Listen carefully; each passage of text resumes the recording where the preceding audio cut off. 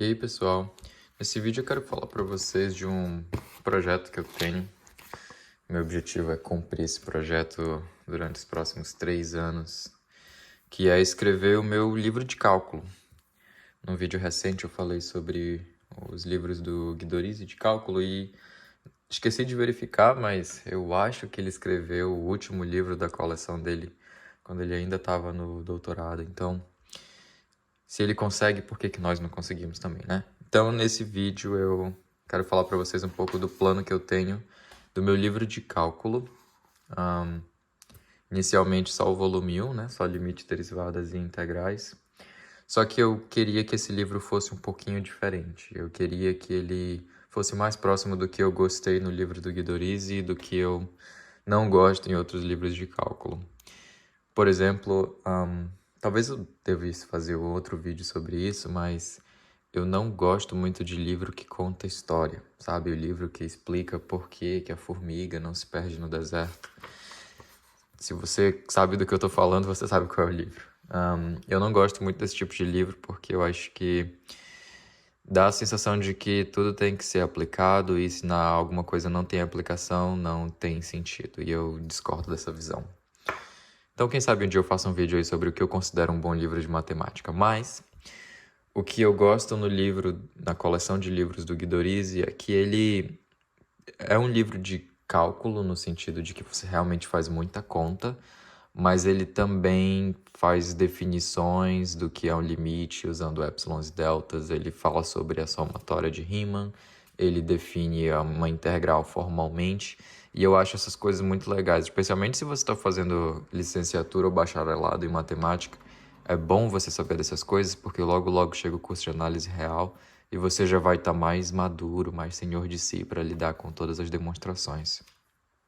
Só que, mesmo estudando o cálculo pelo livro do Guidorizi, você ainda precisa de um curso de análise real.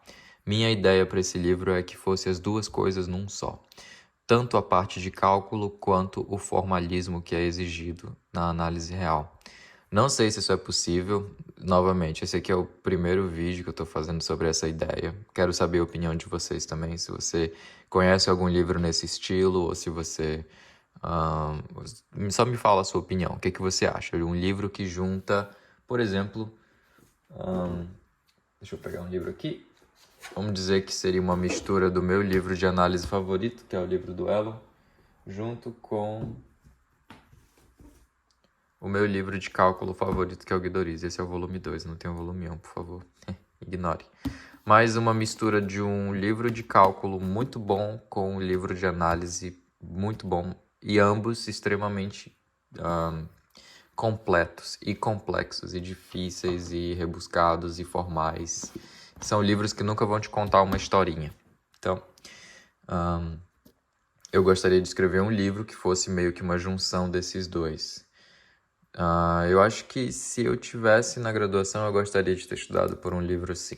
Acho que, especialmente para matemáticos, faz bastante sentido. Se você é do tipo de pessoa que gosta de estudar sozinho, talvez seja melhor ainda.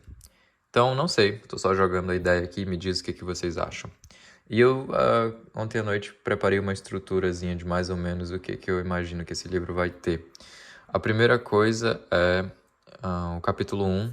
Eu queria que fosse um capítulo sobre números. Números, deixa eu dar um zoom aqui. Números no sentido de a gente vai definir os números naturais, os números inteiros, os racionais, os irracionais e eventualmente os reais. E a gente vai fazer isso de um ponto de vista mais da análise. Então a gente vai fazer isso de um ponto de vista dos primeiros capítulos desse livro aqui.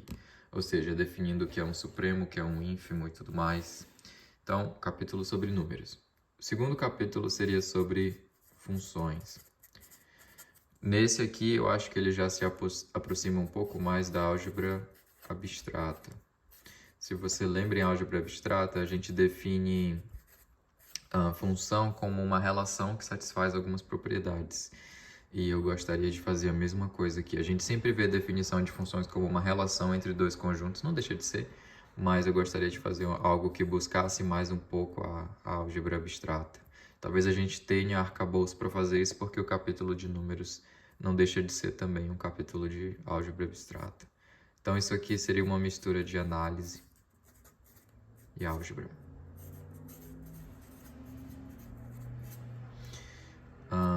O capítulo 3 seria sobre sequências. Isso você nunca vê num curso de cálculo, né?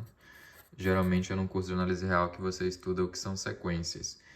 E esse capítulo 3 seria uma aplicação do capítulo 2, né? Porque sequência nada mais é do que uma função dos naturais nos reais. E era nesse capítulo de sequência que a gente já introduzia a primeira noção de limite. Então, algo que só existe, pelo menos a maioria dos alunos vê isso somente na análise, novamente. O capítulo 4, aí a gente começa a ter alguns problemas um pouco mais do cálculo. Aqui a gente vai estudar limite e continuidade. Então, isso aqui talvez te lembre um pouco mais cálculo, porque é um dos primeiros capítulos de cálculo, né? Geralmente ele começa por funções e depois limite e continuidade. Você vê que eu adicionei duas coisas aqui, para quando a gente falar disso aqui, a gente poder definir limite de funções tanto no sentido de epsilon e delta, como no sentido de sequências. Então, a definição de limite aqui vai ser muito mais próxima da definição que você vê num curso de análise real. Mas a maior diferença vai ser que você vai ter também aqui muitos exercícios práticos, onde você realmente tem que calcular limites. A gente vai falar sobre estratégias de calcular limites e tudo mais. Mas toda a parte teórica vai ser baseada em conceitos de análise real. E você também, claro, vai ter exercícios que envolvam demonstração. Então você vai ter que demonstrar algumas coisas, como a propriedade dos limites e etc. Capítulo 5, a gente vai falar sobre derivadas, que é a primeira aplicação de limites, né? Que aí você define aquele, eu acho que é chamado de quociente de Newton, alguma coisa assim. Então a gente vai definir derivada e, novamente, assim como o capítulo anterior, esse capítulo vai ser recheado de exercícios onde você tem que calcular as coisas, mas ele também vai ter muitos exercícios onde você vai ter que demonstrar coisas.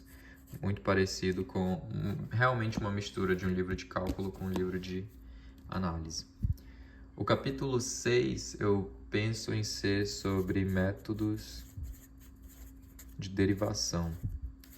Não tem isso em nenhum livro que eu estudei, mas basicamente você vai aprender a derivada não só de polinômios, mas também a derivada de logaritmos e da exponencial, e a gente vai fazer tudo isso definindo e provando cada uma dessas derivadas de uma maneira bem formal e tudo mais, bem usando o conceito de análise real.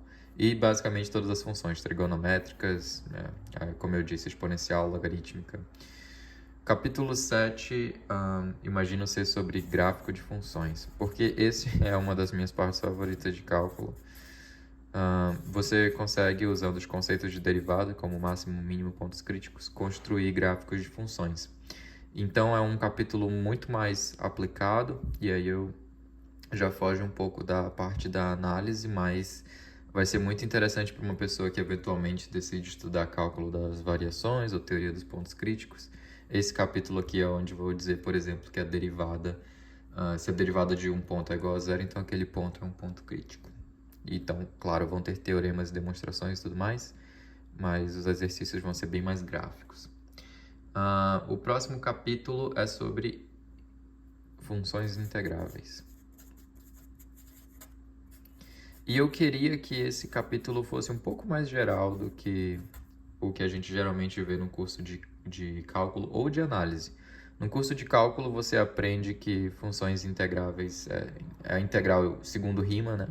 E eu acho que eu vi um ou dois livros, acho que até em inglês, que falam sobre conjuntos de medida nula, que já entra em questão a integral de Lebesgue. Então, nesse capítulo, eu gostaria de tocar nesses assuntos, como a integral de Lebesgue, a integral de Riemann-Stieltjes, e então um pouco mais geral do que o que você vê numa análise real, e também, claro, um pouco mais geral do que o que você vê em cálculo, bem mais geral, na verdade. E o próximo capítulo seria mais um capítulo de cálculo mesmo, que seria métodos de integração.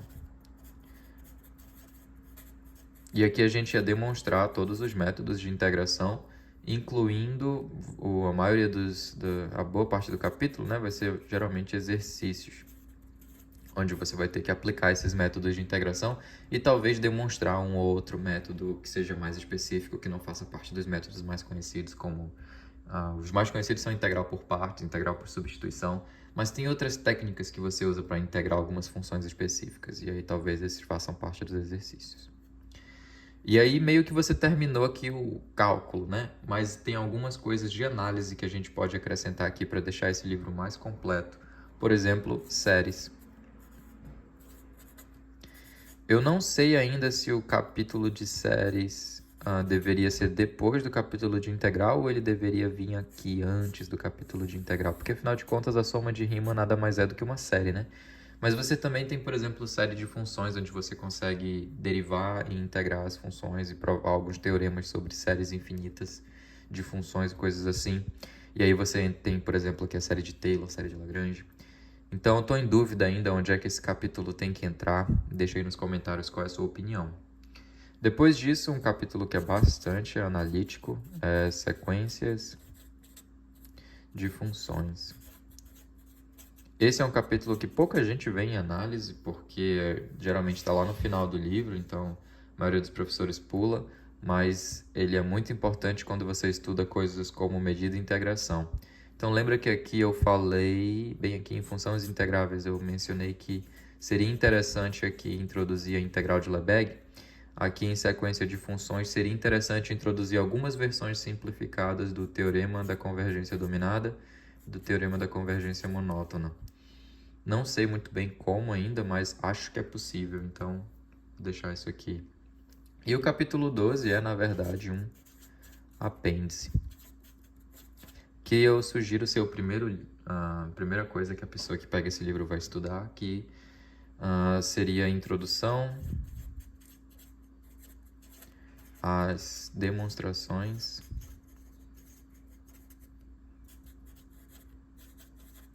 matemáticas. Basicamente um curso de lógica. Então, nesse aqui você iria aprender a como demonstrar alguns resultados. E aqui a gente, por exemplo, talvez introduzisse teoria dos conjuntos, um pouquinho de teoria dos números e um pouquinho de álgebra para a pessoa ir treinando demonstrações, né? Então, todos os exercícios do apêndice seriam exercícios que envolveriam demonstrações. E aí sim a pessoa viria para o primeiro capítulo e aí faria todo sentido ela seguir essa lógica. Então, me diz aí o que você acha de se um livro de cálculo fosse assim, um pouco mais formal, um pouco mais próximo da análise real. E quem sabe com um livro desse a pessoa nem precisasse fazer o curso de análise, ou se fizesse o curso de análise, poderia usar o mesmo livro novamente, só fazendo uma seleção de exercícios diferentes. Quero muito ouvir a opinião de vocês, então por favor deixem aí nos comentários. E me digam também se vocês gostariam de ver um vídeo onde eu falo sobre a minha opinião sobre alguns certos livros aí de matemática e física. É isso, pessoal.